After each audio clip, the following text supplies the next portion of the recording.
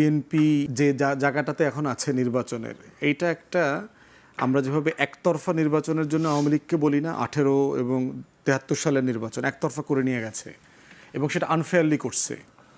এবারের নির্বাচনটা কিন্তু আপনার ফেয়ার নির্বাচন, সুষ্ঠু নির্বাচনটাই একতরফা হয়ে যাওয়ার সম্ভাবনা আছে। কারণ বিএনপির ইতিহাসে প্রথমবারের মতো তাকে সিরিয়াসলি প্রতিটা আসনে কম্পিট করবার মতো কোনো প্রার্থী নাই। তো সেখানে আমি যেটা দেখলাম যে সব দল যদি একত্রিত হয়ে যায়, তারপরও বিএনপির অ্যাগেনস্টে 100 প্রার্থী দেওয়া সিরিয়াসলি ডিফিকাল্ট হবে। বিএনপির সবচেয়ে বড় চ্যালেঞ্জ হবে বিএনপি নিজে, তার বিদ্রোহী প্রার্থী। প্রত্যেক আসনে আসনে সিরিয়াস 130-35টা আসনে সিরিয়াস বিদ্রোহী প্রার্থী আছে এবং যারা ইকুয়ালি স্ট্রং, দুজনের মতো করে আর কি লড়বার মতো।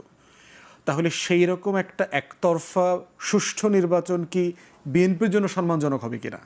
যে আপনি ফাঁকা মাঠে গোল দিয়েছেন, কেউ ছিল না,